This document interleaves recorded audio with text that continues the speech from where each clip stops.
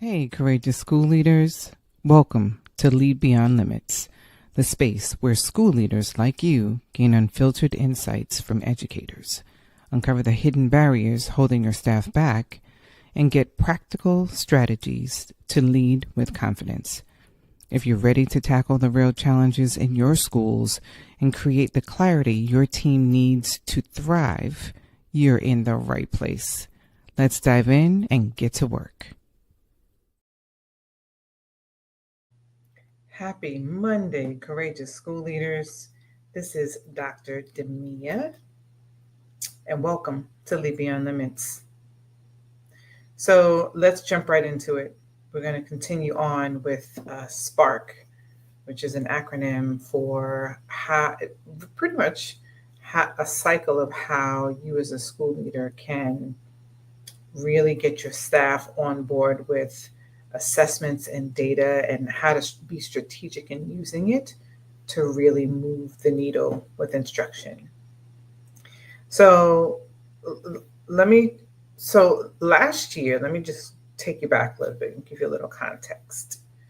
Last year, I spoke with a leadership team. I was coaching a leadership team. And right after their benchmark results came in, one of them on the leadership team, a coach, said to me, we were shocked at how far off we were from, where we thought our students would be, how they would be scoring. And so when she said that, I thought about that and thinking about the work that they're doing. And in my mind, I didn't say this to her in the moment because I was letting her talk. But when I reflected on what she was saying, the reality is that there really isn't you should not be shocked about the results your students are showing, the performance of your students in your building. The issue was an effort, right? They did the things, they had the collaborative meetings. It wasn't the effort. It also wasn't commitment. They were committed to getting the work done,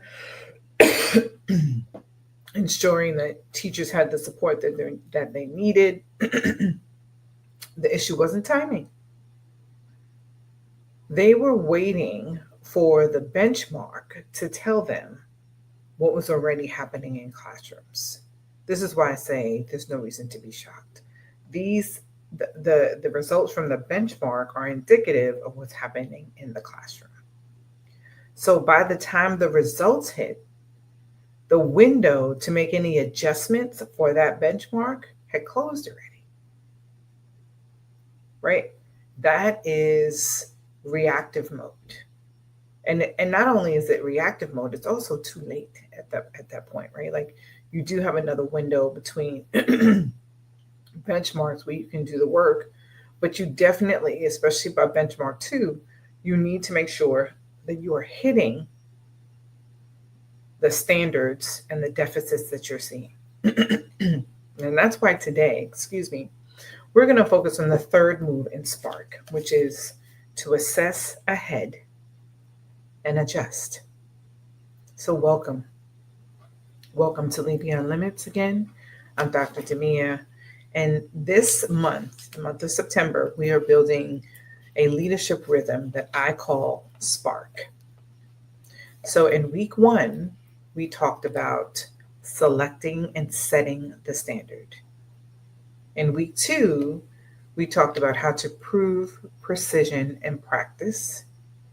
In week 3, today, we're going to talk about how to assess ahead and adjust. Because leaders who wait for the benchmark are always going to be behind. And that's not where you want to be, right? So let's talk about this for a second. There are too many schools that run on what I like to call leadership roulette. So that is wait until the interim, get the surprise, call it emergency reteach, cross your fingers and hope for recovery.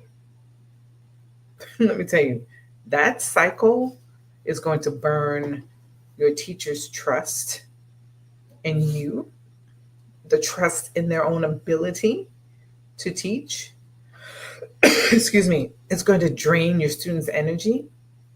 And in all actuality, it can lead to weakening your credibility as a leader, right? It's not strategy when you do it this way. It's chance. That's what roulette is, chance.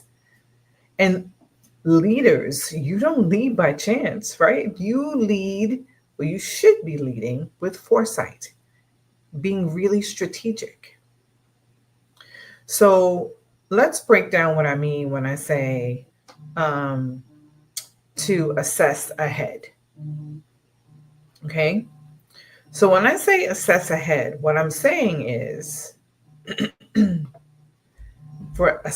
assess ahead process is the initial assessment, right? This is when the seeds are planted during the initial assessment. Teachers are creating and selecting an assessment. Let me go back a little. Let me give you a broad definition and then break it down in this way so you can understand what I mean. So when you assess ahead, what I mean is before the benchmark comes, your teachers will either create or select an assessment that's aligned to the standard that was chosen in step one, week one.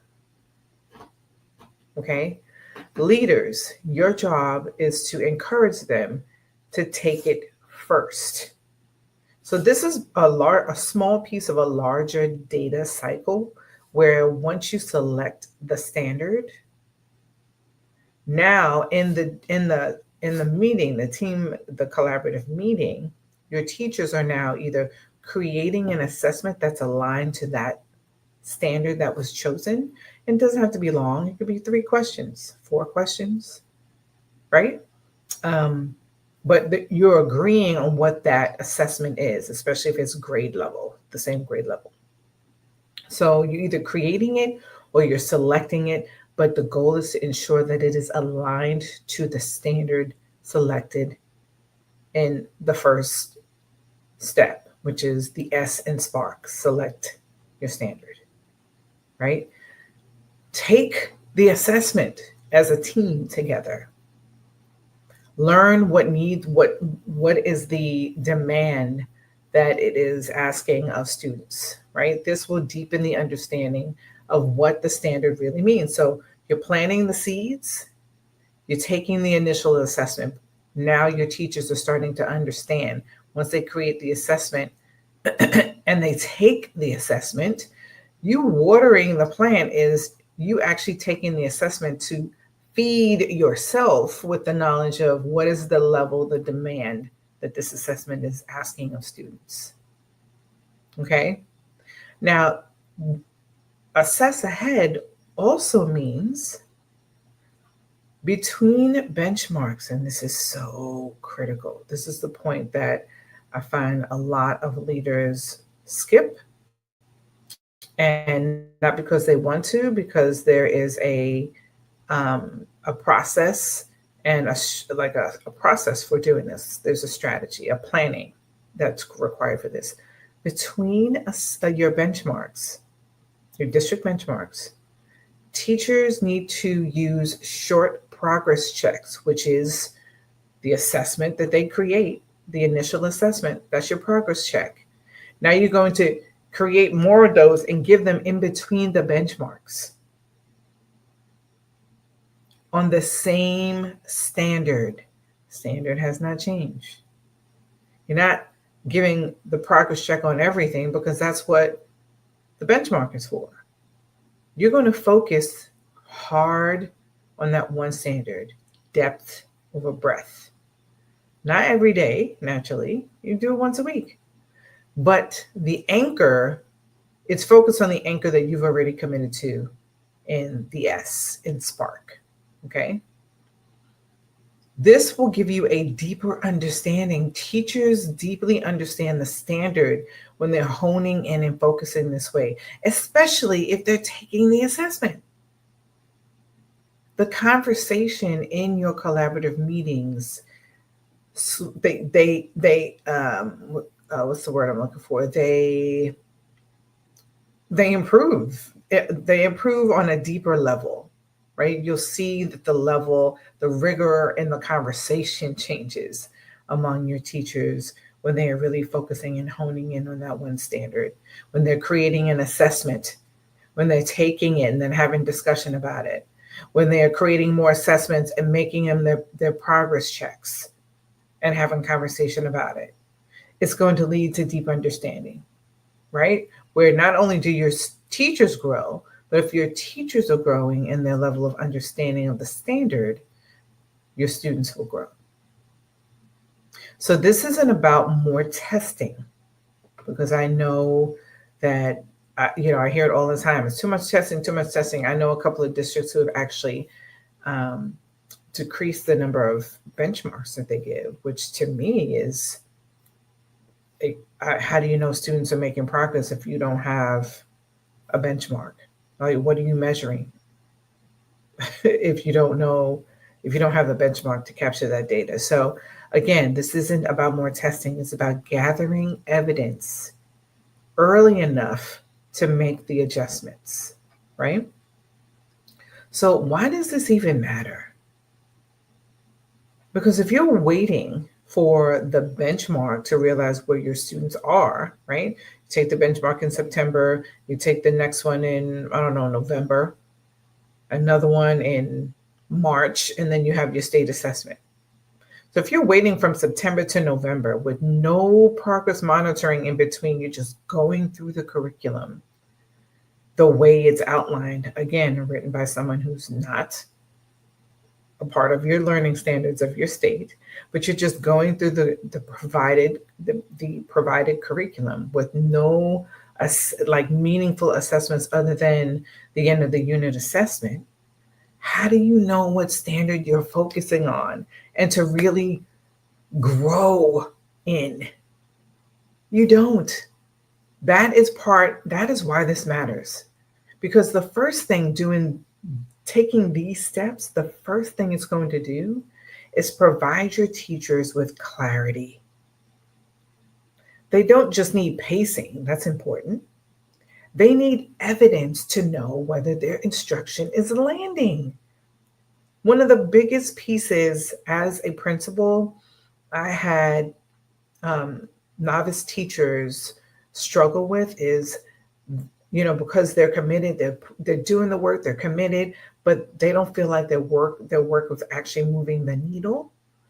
This is where your work can actually move the needle. They can see that. So your teachers have the clarity. That's why this matters. And naturally, we know it matters because of student growth.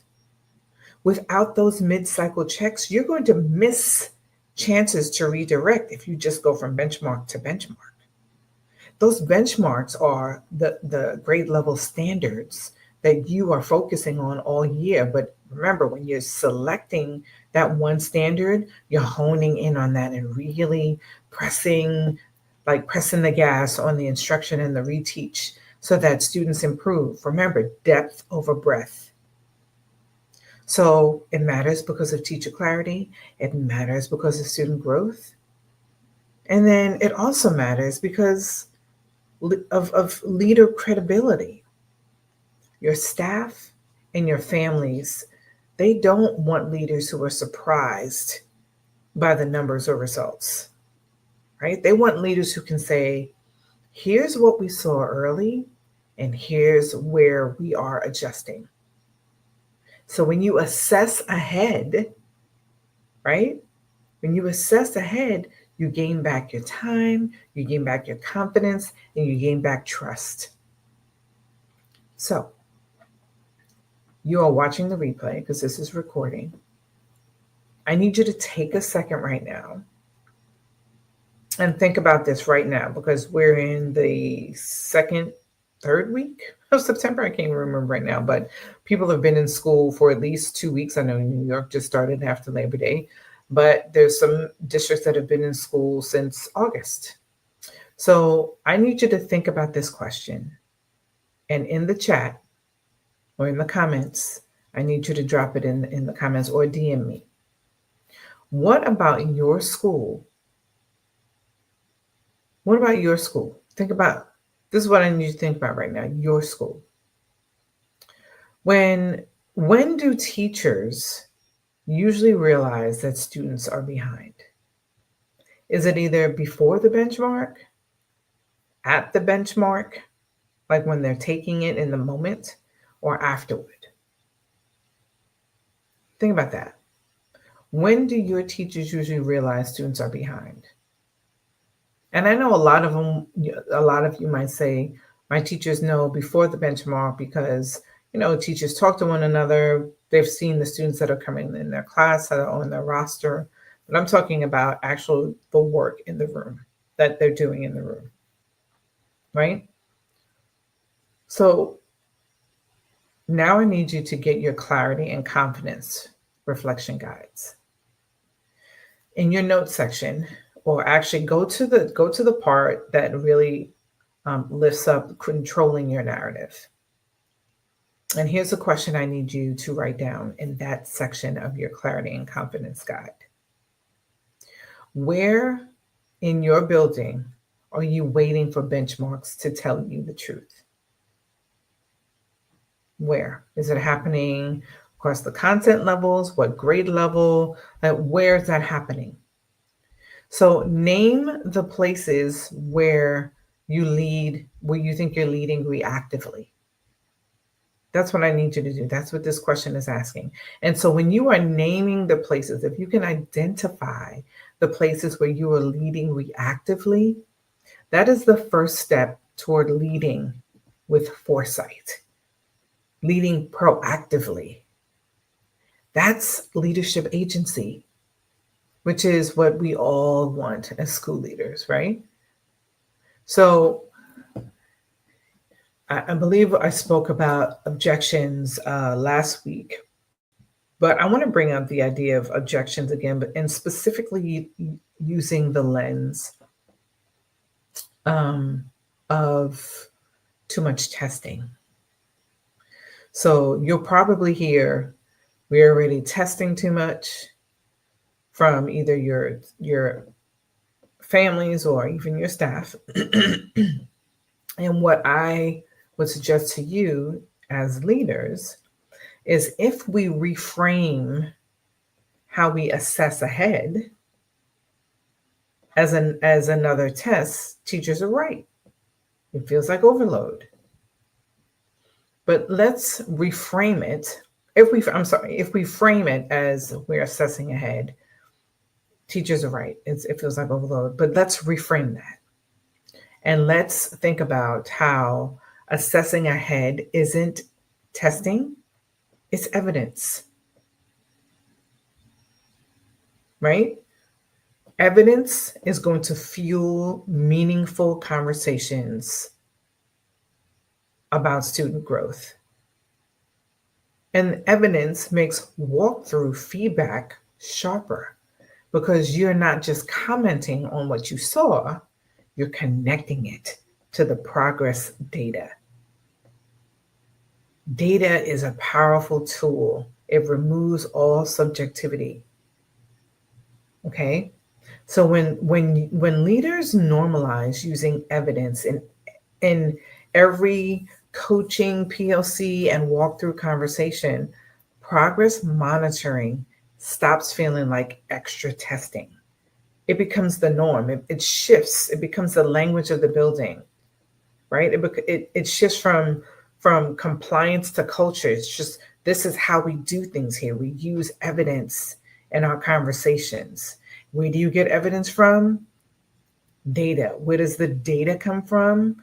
Your progress monitoring, your progress checks, your benchmark data. Data. Everything is grounded in data. Okay? So I need you to consider for a moment, to take a second and flip to your lead with confidence section in your reflection guide, in your clarity and confidence reflection guide. And I need you to write this. The earliest student signal we should expect on our focus standard is, I'll say it again. Write this in your lead with confidence section in your guide. The earliest student signal we should expect on our focus standard is, and then what is that? Leaders, when you define the timing, you're building decisiveness into your culture, your school culture. Clarity is going to beat surprise every time. It's going to trump surprises every time. Clarity and planning. This decisiveness, this proactive thinking and strategic thinking, right? So that you are not surprised now when you see the data surfacing. Okay? Let me know what you're thinking.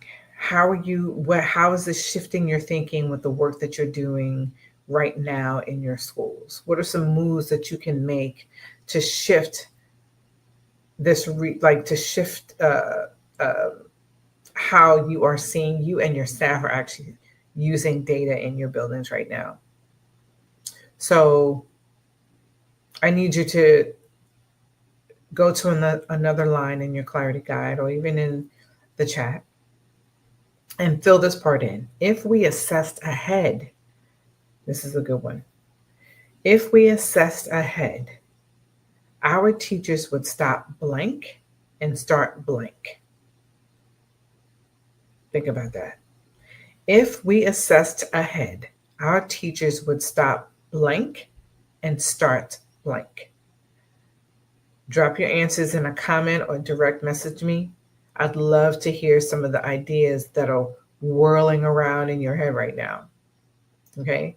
So when you don't do this, assess ahead, you, again, are not just losing learning, but you're losing, your culture is being built in a way where you don't you want to shift that. You're going to lose trust. Staff are going to stop believing that you have the ability to be proactive and think strategically. Your families are going to stop believing that you actually know what you're doing because you're being surprised by data. Or when they ask you a question around the data, you're just as surprised as they are. You should never be surprised by the data for your school, right? And students start feeling like, oh my goodness, another test. Like the earth is moving beneath their feet, and it shouldn't feel that way, because not only are you reframing it to these progress checks are collecting evidence, you're also sharing that with your students. Your teachers are having conversations with your students around the importance of these progress checks and why they are once a week, right? So that they have an understanding and can articulate that to their family. So when you normalize early evidence, you're proving to everyone we're not waiting. We're doing what's needed. We are leading our staff and our students toward success, toward a deeper understanding. And that is how you will build your credibility and your legacy in your building. Okay? One of the ways. So I need you to go under, grab your reflection guide now. Excuse me for clearing my throat. I think the fall season brings allergies for me. So go to your clarity and confidence guide and go under the build your legacy section. And I need you to write this. If we normalize evidence in every feedback conversation, our culture will what? If we normalize evidence in every feedback conversation, our culture will. What happens to your culture? What do you think would happen to your culture? Your culture in your building if evidence became a normal part of the conversation. This is where assess ahead becomes more than just a check. right? It becomes a system that would outlive your leadership moment. It would be ingrained in your building. So think about those questions and sentence stems that I just shared with you. If you don't remember, just rewind. And shoot me a direct message. I'd love to continue the conversation to see where you are with your thinking using data in your building right now. So, this is step 3 in Spark. Next week, we'll shift from timing to evidence, timing of evidence, right? Timing to evidence with read, reveal, and refocus. Because benchmarks tell you if, but student work tells you why. And in October, I'll finally walk you through the how to turn these 5 moves into a clarity plan that your staff, you and your staff can follow. That your community would understand, your leadership team would understand, and your students can actually grow from. You will see that needle move. And you don't want to miss that. So make sure you're tuning in so that you can get the information for this October masterclass where I'll show you the how. So let's do a quick recap. What did we talk about today? We talked about assessing ahead. And assessing ahead equaling require early signals tied to your focus standard. That's assessing ahead. Why is this important? Because waiting for the benchmark is leadership roulette, right? It's going to steal your time, your trust, and your morale. So where does this usually happen? We're framing it during the S and the P when teachers plan, and the S and the P in Spark, and in the weeks between benchmarks where you're monitoring growth, that progress monitoring piece. So if you want your first 30-day clarity plan designed around this cadence, direct message me the word Spark, and I'll send you details about my Leader Lift review, which is your fast track to gain confidence and traction in this. So stop waiting for surprises. Start leading with foresight and being proactive. Next Monday, we'll dig into student work and the evidence that tells the real story benchmarks cannot tell you. That is the meat and potatoes of this whole rhythm here. Okay. So until then, stay bold, stay focused, and keep leading beyond limits. Have a great evening.